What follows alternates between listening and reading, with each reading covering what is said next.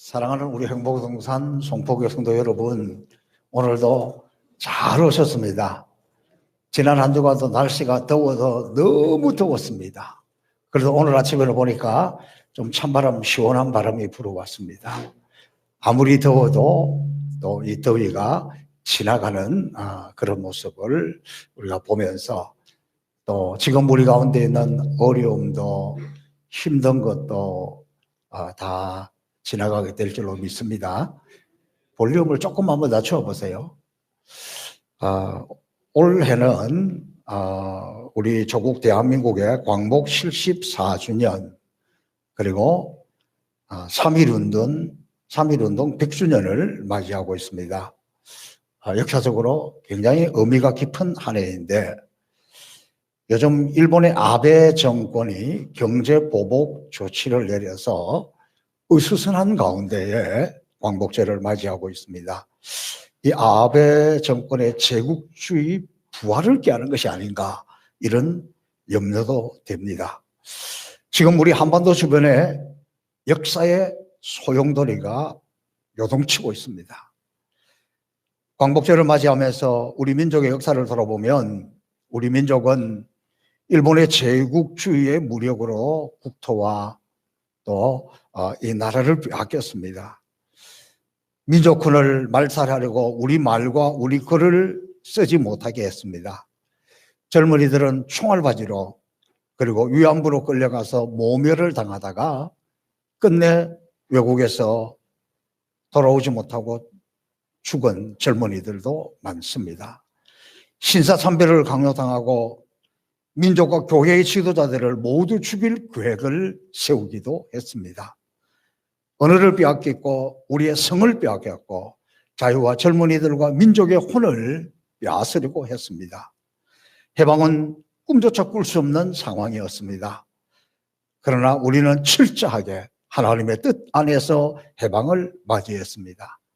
모든 것이 하나님의 은혜였습니다. 이 광복의 은혜를 기억하면서 다시는 이 땅에 이러한 불행이 일어나지 않도록, 나라를 빼앗기는 일이 일어나지 않도록 끼어 있어야 합니다. 그러나 가끔 우리나라는 사방으로 우겨쌈을 당하여 너무나 힘든 가운데 있습니다. 우리가 그렇게 손을 내밀고 같이 가고 싶어 하는 북한은 계속해서 미사일을 쏘아대고 있습니다. 또한 지금 일본과의 경제전쟁을 벌이고 있습니다. 일본과의 경제전쟁보다도 더 큰 경제적인 타격은 미국과 중국의 경제전쟁의 피해가 우리 경제를 너무 어렵게 만들고 휘청거리게 만들고 말로 다 할 수 없는 고통 속으로 몰아넣고 있습니다. 미국은 이번에 우리나라가 새로운 대사를 보낼 때에 거절했습니다. 새로운 사람을 보내라고 할 만큼 신뢰를 얻지 못하고 있습니다. 오히려 한국은 돈 많은 부자 나라이니까 주한미군에 대해서 더 많은 돈을 내라고 협박을 하고 있습니다. 그 틈에 중국과 러시아는 우리나라 영공에 사상 처음으로 침공을 했습니다. 이제는 아무도 우리의 우방이 아닙니다.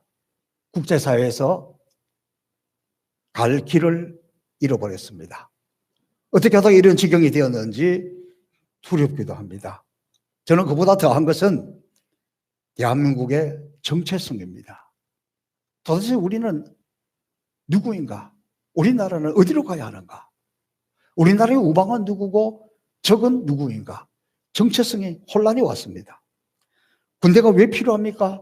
나라를 지키기 위해서입니다. 우리나라는 아직도 전시 상태입니다. 휴전 상태이지 전쟁이 끝난 것이 아닙니다. 남북한이 대치한 상태입니다. 그것도 북한은 완전히 전시 상황으로 호시탐탐 우리를 노리고 있습니다. 요즘은 며칠에 한 번씩, 아니 4일에 한 번씩 미사일을 쏘아대고 있습니다. 우리는 미사일을 하지 못하고 잘 모르는 미상의 발사체라고 이야기합니다. 어제도 북한에서 단거리 탄도미사일을 쏘았는데 이제 우리의 일상이 되었습니다. 이 단거리 탄도미사일은 미국을 겨냥한 것도 아니고 일본을 겨냥한 것도 아니고 바로 우리를 겨냥한 것입니다. 방향을 조금만 바꾸면 바로 우리 마당에 떨어질 수 있습니다. 그런데도 아무도 비판하지도 못하고 백성들은 위기감각도 없습니다. 그런데 얼마 전 대한민국 국방부 장관이 오늘 새벽에 북한이 2번에 걸쳐서 미상 발사체를 발사했다. 우리를 위협하고 도발한다면 북한 정권과 북한 군도 우리의 적 개념에 포함될 것이다. 그러니까 무슨 말입니까? 대한민국의 국방을 책임지고 있는 국방부 장관이 북한이 우리의 적인지 아닌지 모르고 너희들 자꾸 미사일 쏴대면 너희도 적 개념에 포함될 수 있다. 이 생각. 그러면 그 밑에 있는 대한민국 군인들은 도대체 누가 적이고 누가 아군입니까? 어떻게 해야 됩니까? 요즘 사람들이 혼돈이 온다는 겁니다.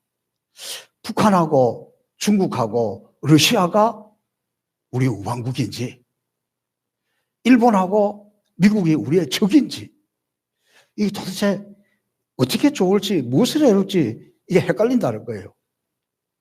나라의 정체성을 잃어버렸습니다.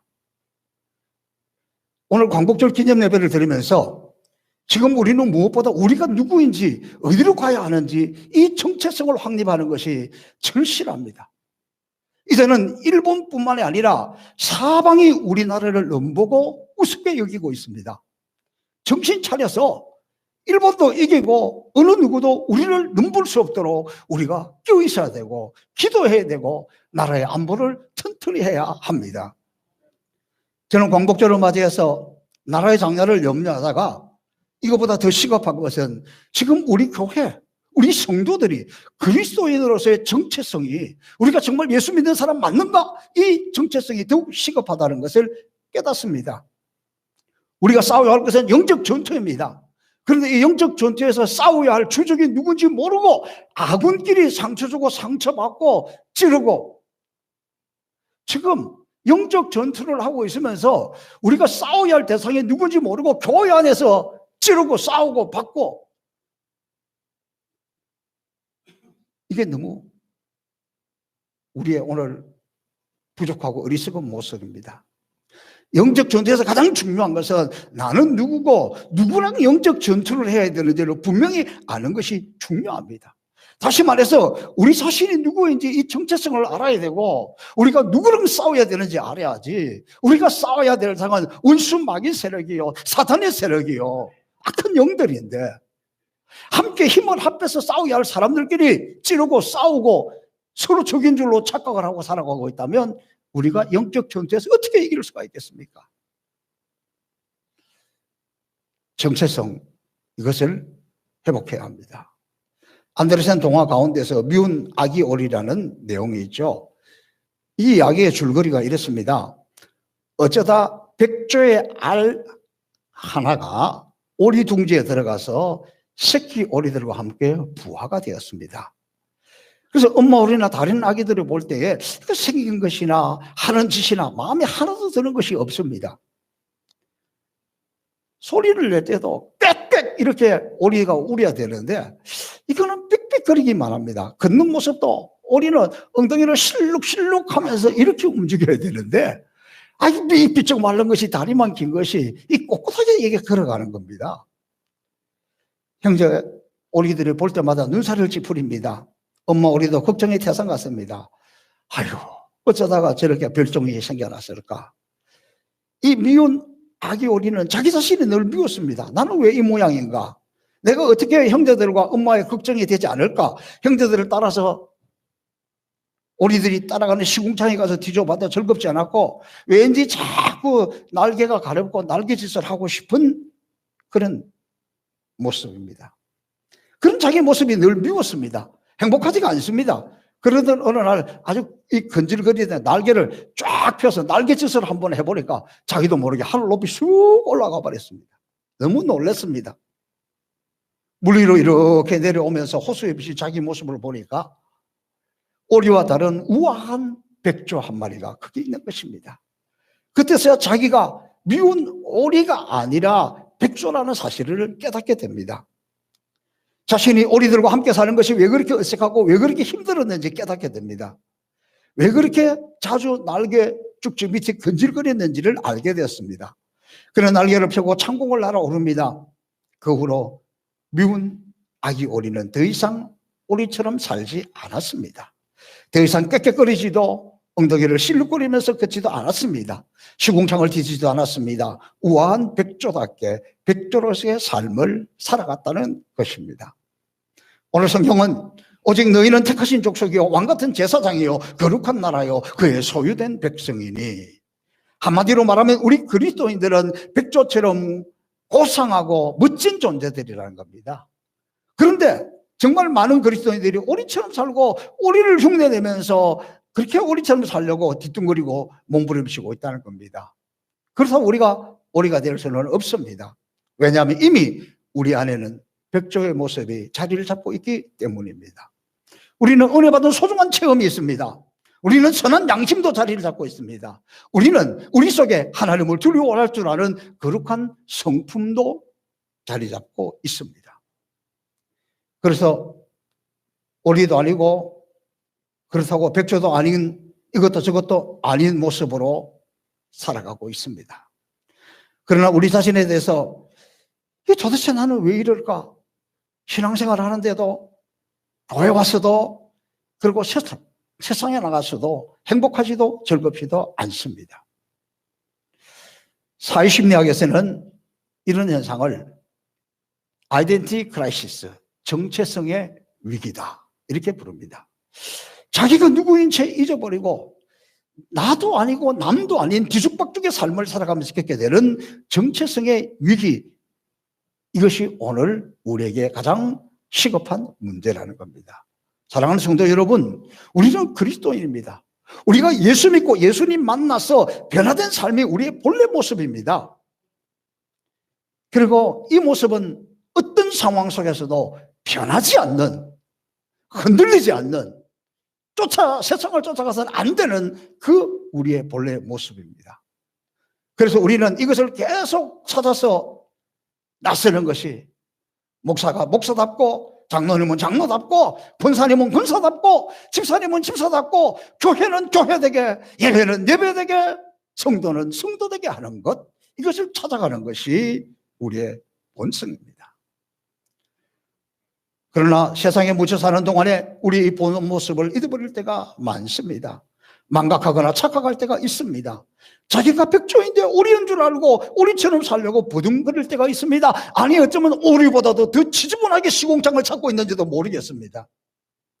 끝내 자기의 본 모습을 잃어버리고 살아가는 경우도 있습니다. 그래서 이것을 신앙의 정체성의 위기라고 합니다.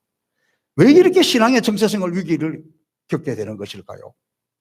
오늘 그 본문에서 우리는 해답을 찾으려고 합니다. 본문 베드로전서는 베드로가 로마에서 순교 직전에 쓴 편지입니다.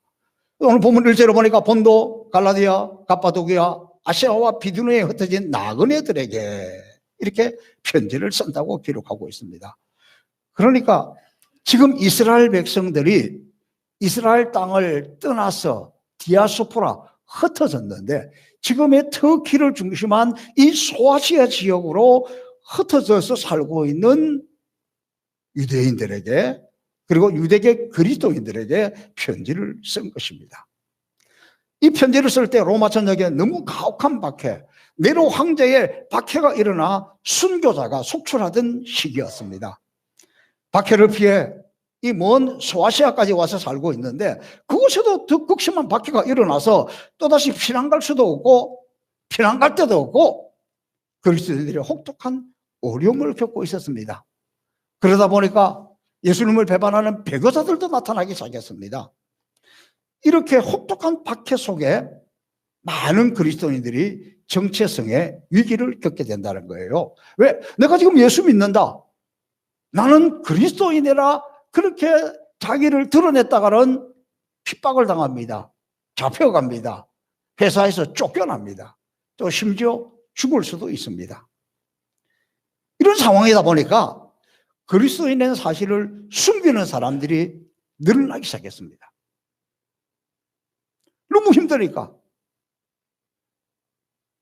그러면서도 나는 그리스도인입니다 이렇게 드러내지 않으면서도 숨어서 드리는 카타콤 예배는 참석을 합니다. 그러니까 여기서 정체성의 위기인 거죠. 여러분 오늘도 마찬가지입니다. 자기가 그리스도인이라는 사실이 알려지면 불이익을 당하는 경우가 있습니다. 그래서 직장에서 사람들에게 자기 신분을 숨기고 살다가 주일 되면 교회 오는 것, 이런 것들이 정체성의 위기입니다. 당신이 회사의 사장이면 얼마나 신앙생활 하기 좋냐. 직원들 다 데리고 예배도 드리고 우리 김정식 장로님처럼 그렇게 하면 얼마나 좋으냐. 그럴 때 이렇게 이야기합니다. 목사님 몰라서 그래요. 우리 직원들이 내가 교회의 뭐 장로님이라든지 뭐 집사님이라든지 신실한 그리스도인 줄 알게 되면은요, 아주 나를 우습게 여기요. 그리고 나 욕도 마음대로 못해요. 그리고 막 행동도 함부로 못해요. 너무너무 조심스럽고 너무너무 어렵다는 거예요. 그러니까 바깥에 나가서는 그리스도인에 대한 사실을 숨기고 교회 와서는 예배를 드리고 안에서는 성도요, 나가면 안 성도요, 안에서는 신실한 사람이요, 밖에서는 세상 사람이요. 이런 가운데서 정체성을, 위기를 느낀다는 겁니다. 실제로 제가 예전에 한 30년 전에 전화국 신우회를 4년 동안 설교할 적이 있습니다. 그때 그 전화국 국장이면 한 30년 전에 전화국 국장이면 그 안에서 굉장히 영향이 있잖아요. 그런데 이분이 우리 예배 드리는 것도 다 전화국 안에 있는 좋은 그 회의실을 내주더라고요. 본인은 나오지 않는데. 그래서 참 국장님이 사람이 좋은 분이다 이렇게 생각을 했습니다. 그런데 어느 날 제가 교회에서 그때 전도사 때입니다. 헌금위원 이렇게 막 줄 맞춰서 하고 안내하고 이러고 있는데 헌금위원으로 나오신 분이 딱 보니까 내가 설교하는 그 전화국의 국장님이시네. 그분이 저를 보면서 막 웃어요. 그리고 하는 말이 아이고 10년 만에 들켰네요. 10년 동안 자기가 신앙생활 한다는 거 그리스도인 신분을 숨겼는데 그냥 그날 들키고 말았어요. 그리고 그 다음 주부터는 그 신우의 예배에 나와서 본분을 밝히고 살았습니다. 그러면서 내가 본분을 밝히고 나니까 마음이 그렇게 시원하게 좋다는 거예요. 지금 숨어서 지내는 분이 있습니까? 안에서는 교인인데 나가서는 아닌 것처럼 살아가고 있습니까? 자수하여 광명 찾자. 자수하고 드러내면 마음도 편하고 행복하게 살아갈 수가 있어요. 왜? 내 정체성이 분명히 드러나게 되니까. 자, 여러분, 우리 그리스도인이 도대체 누구입니까? 우리의 정체성이 누구입니까? 이걸 오늘 베드로 사도가 4가지로 딱 정리합니다. 첫 번째, 택하신 족속이다. 오늘 베드로는 박해 중에 있는 그리스도인들을 향해서 너희들이 박해를 받고 어렵지만 걱정하지 마라, 염려하지 마라, 기죽지 말라. 너희는 내가 택한 백성이다. 전능하신 하나님이 택한 백성이다. 요한복음 15장 16절을 보니까 너희가 나를 택한 것이 아니요 내가 너희를 택하여 세웠나니. 우리가 무슨 자격이 있어서 아닙니다. 우리가 노력해서 아닙니다. 부족하고 연약하고 흠이 많고 실수 출승이다 할지라도 하나님은 우리의 그것을 아시고 하나님의 자녀로 우리를 택해 주셨다는 사실입니다. 에베소서 1장 4절 곧 창세전에 그리스도 안에서 우리를 택하사 우리로 사랑 안에서 그 앞에서 거룩하고 흠이 없게 하시려고. 우리가 바라고 우리가 원해서 된 것이 아니라 하나님은 창세전에 이미 우리를 그의 자녀로 택해 주셨다는 것을 말씀하고 있습니다. 제가 여러분이 잘 아는 대로 운동권입니다. 운동을 좋아합니다. 또 그중에서 축구를 좋아합니다. 대한민국 축구 대표 딱 한 번 뽑으면 그대로 쭉 가는 게 아니에요. 무슨 국제대회가 있어서 그때마다 대표 선수를 새로 뽑습니다. 감독이 쫙 국내를 살피고 있다가 물론 뭐 손흥민이라든지 뭐 박지성이라든지 뭐 이런 사람은 말뚝처럼 하지만 그렇지 않아요. 그래서 그때 감독이 볼 때 제일 컨디션이 좋고 근데 우리 민석이는 왜 안 들어가는지 모르겠어요. 내가 볼 때 제일 잘하는 것 같은데. 이렇게 딱 23명을 엔트리를 뽑아요. 그리고 23명을 엔트리 속에 들어가면 주전으로 다 뛰느냐? 그것도 아니에요.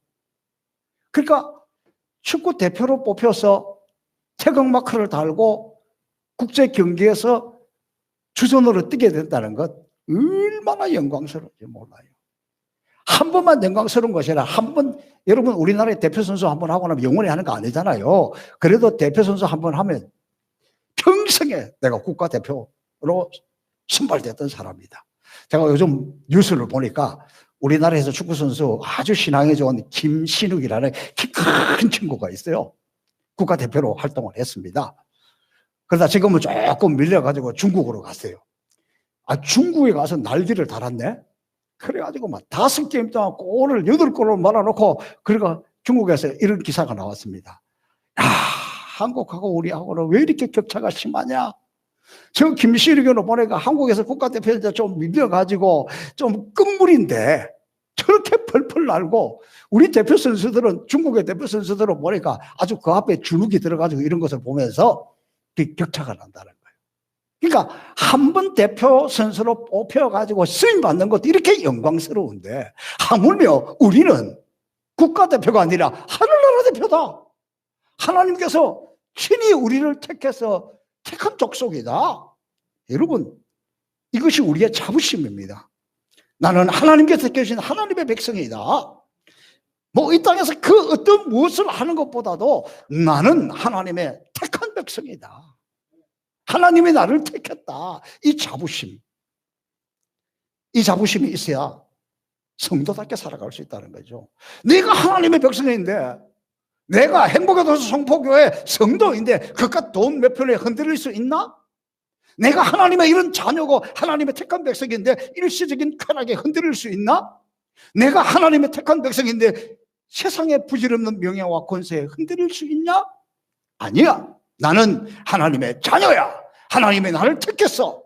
이런 자부심이 우리됨을 지켜준다는 거예요. 그러므로 여러분, 내가 하나님의 택한 자녀인 것을 믿고 시시한 세상 것에 흔들리지 않기를 주님 여러분 축복합니다. 두 번째, 왕 같은 제사장. 여러분, 제사장은 어떤 사람입니까? 제가 다 설명하면 너무 길고, 제사장의 여러 가지 특권이 있는데, 제사장의 특권 중에서 가장 큰 특권이 뭐냐 그러면 하나님 앞에 담대히 나가는 거예요. 구약시대에 아무나 하나님 앞에 못 나갔잖아요. 제사장들이 하나님 앞에 나오는 거예요. 히브리서 10장 19절에 그러므로 형제들아 우리가 예수의 피를 힘입어 성소에 들어갈 담력을 얻었나니. 그러니까 우리가 제사장이라는 것은 하나님 앞에 나가서 기도할 수 있고 또 하나님 앞에 예배할 수 있는 특권을 가진 사람들이라는 말씀입니다. 여러분, 지금 우리가 이 자리에서 하나님 앞에 예배할 수 있다는 것이 얼마나 큰 축복이요 특권인지 이걸 아셔야 된다는 거예요. 여러분, 북한 지하 교인들의 간증하는 것을 들어보면 그들이 신앙을 지키기 위해서, 그들이 하나님 앞 예배하기 위해서 얼마나 눈물겹게 하는지 몰라요. 마음대로 교회 갈 수도 없습니다. 예배를 드릴 수도 없습니다. 성경을 읽을 수도 없습니다. 그런데 예수 믿는 한 믿음의 어머니가 그의 며느리하고 둘이서 신앙을 유지하는데, 교회 가거나 예배 드리거나 성경을 읽거나 그거를 할 수가 없으니까 자기가 어릴 때 불렀던 찬송 그 가사, 그 찬송을 며느리하고 같이 부르는데 며느리가 그 찬송하면서 내가 하나님의 자녀구나, 우리의 소망은 천국이구나 그러면서 고백하면서 그 신앙을 유지하는데, 이불을 뒤집어 쓰고 내 평생 소원이 이것뿐 주 위에 살다가 이 세상이 별하는 날 주 앞에 서리라. 우리 제일 전에 보신 이정숙 권사님이 같이 저하고 오늘 신앙을 주님 앞에 설 때까지 유지하려고 불렀는데, 이 찬송가 가사 하나를 붙들고 신앙을 믿음을, 천국을 유지하고 있다는 거예요. 그런데 우리가 오늘 하나님 앞에 나와서 제사장, 또 여러분 이 제사장은 보통 제사장이 아니라 왕같은 제사장입니다. 요한계시록 5장 10절에 보니까 저희로 하나님 앞에서 나라와 제사장을 삼으셨으니 저희가 땅에서 왕노릇 하리로다. 이것은 영적으로 왕같은 통치권을 행사할 수 있는 특권이 있다는 거예요. 이렇게 되면, 이것을 깨닫게 되면 우리가 하는 기도가 하나님 매일 주시옵소서 주세요 그것만이 아니라 이 세상의 죄와 음란과 거짓과 온갖 악을 향해서 내가 나사렛 예수 이름으로 명하노니 이런 악한 것들은 떠나가라, 물러가라 명령할 수 있는 통치권을 가지고 있다는 거예요.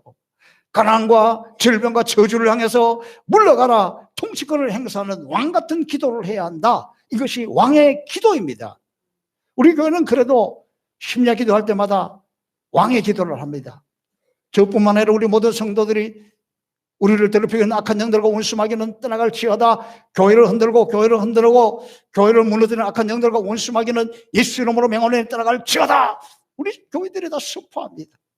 여러분이 연약해졌을 때, 원수마귀가 흔들 때, 병들었을 때, 그때 왕의 기도를 하십시오. 예수 그리스도 이름으로 악한 병만을 쫓아내십시오. 여러분에게 어둠의 영이 몰려올 때 예수 그리스도 이름으로 왕의 기도를 선포하세요. 나를 흔들고 있는 거짓의 영들과 어둠의 영들과 악한 영들은 예수 이름 앞에 떠나갈지어다.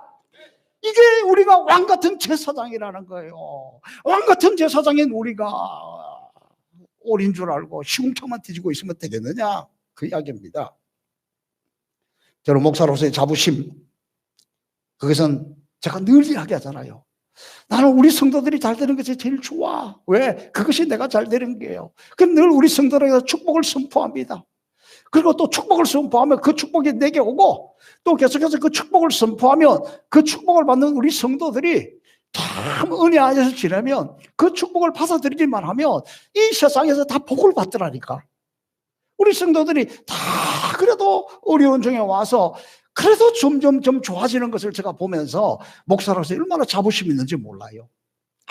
하나님이 나를 목사로 세워주셔서 내가 마음껏 축복을 하고 왕의 기도로 축복을 선포하는 것, 이건 저는 목사로서의 자부심입니다.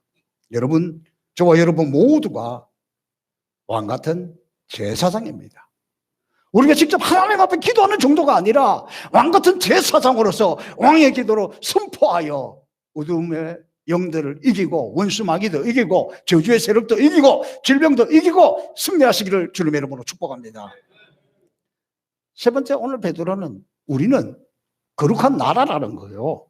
우리 자신이 거룩한 나라라는.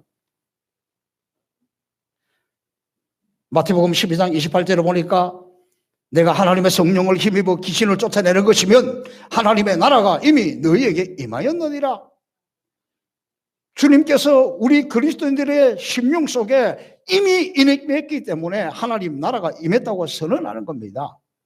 비록 우리는 이 땅에 살고 있지만 하나님의 통치를 받는 사람들입니다.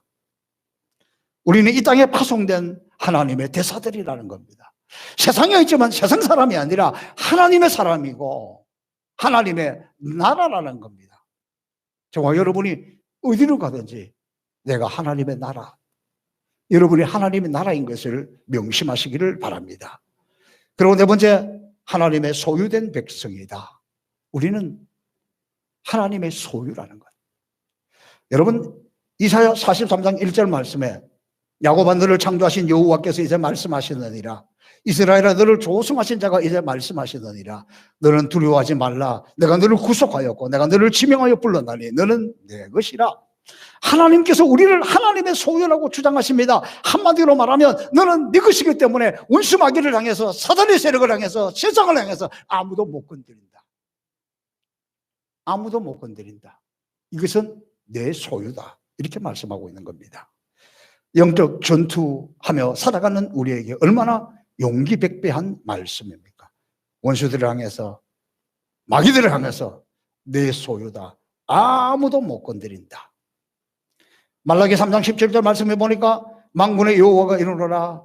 내가 나의 정한 날에 그들로 나의 특별한 소유로 삼을 것이요. 또 사람이 자기를 섬기는 자들을 아낌같이 내가 그들을 아끼리니. 하나님은 저와 여러분을 향해서 특별한 소유로 삼으셔서 특별히 아끼고 특별히 돌보시겠다는 것입니다. 그 어떤 귀한 보석보다도 우리를 특별히 아끼고 특별히 돌보고 특별히 보관해서 하나님 우리를 그렇게 지키고 그렇게 돌봐 주신다는 것을 말씀하고 있습니다. 이 얼마나 감격스럽습니까? 여러분, 우리는 아무나가 아니에요. 하나님의 택하신 족속이요, 왕같은 제사장이요, 거룩한 나라요, 하나님의 소유된 백성입니다. 오늘 하나님 말씀하십니다. 너 이 땅에 살아가면서 지금 좀 어렵다고 힘들다고 가진 것 없다고 기죽지 마. 너는 내 소유야. 내가 너를 책임져. 아무도 너를 건드리지 못해. 아무도 너를 흔들지 못해. 하나님의 소유된 백성으로 승리하시기를 축복합니다. 그런데 오늘 이 본문에 보니까 이렇게 특별한 존재로 우리를 세우신 이유가 있다는 거예요. 왜 이렇게 특별한 소유로 했느냐? 한마디로 말하면 오늘 본문에는 선포하기 위해서, 전의 성경에는 선전하기 위해서. 다시 말하면 저와 여러분은 이렇게 걸어다니는 선전판이요, 걸어다니는 광고판이라는 겁니다. 우리를 보면 이렇게 아름다운 덕이 보인다는 거예요. 저와 여러분을 왜 이렇게 삼아주셨느냐? 저와 여러분이 쫙 걸어가면 우리가 광고판이에요. 우리가 선전판이에요. 예수 믿으면 저렇게 복을 받구나. 행복의 동산 송포교회 다니면 저렇게 복을 받구나. 아멘 해야 끝나지. 밥 먹을 시간 됐는데, 아이고 주여, 다시. 여러분, 하나님이 우리를 왜 이렇게 택했습니까? 하나님 우리를 왜 이렇게 축복하십니까? 하나님 왜 이렇게 우리를 지키십니까? 왜 우리를 특별하고 존귀하게 여기십니까? 우리가 걸어다니는 하나님의 선전판입니다. 우리가 걸어다니는 하나님의 광고판입니다. 어깨를 펴십시오. 담대하십시오. 그리고 기죽지 마십시오. 내가 이래봬도 하나님의 자녀야. 그러니까 내가 세상과 타협할 수 없고 세상 사람과 똑같이 살아갈 수 없고 어렵고 힘들어도 나는 믿음으로 살아. 저와 여러분을 보면 주님의 영광이 보이고, 저와 여러분을 보면 주님의 능력이 보이고, 저와 여러분을 보면 하나님의 살아계신 것이 느껴지고 보여지는 그런 광고판, 그런 선전판, 그런 하나님의 사람이 될 수 있기를 주님의 이름으로 축복합니다. 더욱이 우리는 우리 주 예수 그리스도께서 십자가 위에서 영적 전쟁에서 이겼습니다. 예수의 권세를 주셨습니다. 예수님의 능력을 주셨습니다. 싸워놓고 이긴 전쟁을 하는데, 이겨놓은 전쟁을 하는데 적군이 어딘 줄을 모르고 아군끼리 총을 겨루고 그러고 살면 안 된다는 거예요. 우리의 정체성, 우리 대한민국도 이 정체성을 회복해야 나라가 든든히 서고, 우리 성도들도 우리의 정체성을 분명히 알고 어디를 향해서 총을 쏴야 되는지, 어디를 향해서 누구와 싸워야 되는지를 반드시 온전히 깨달아서 나라도 우리도 교회도 여러분도 든든히 서가서 승리하시기를 주님의 이름으로 축복합니다. 살아계신 아버지 하나님 감사합니다. 오늘 우리의 정체성이 흔들려서 나라도 위기고 성도로서의 우리의 삶도 위기 속에 빠져 있습니다. 그러나 오늘 베드로 사도가 가르쳐주는 귀한 교훈을 잘 깨달아 우리의 정체성을 잘 깨닫고 모두가 믿음으로 승리하도록 하나님 축복하여 주옵소서. 감사하며 예수님 이름으로 축복하며 기도하옵나이다. 아멘.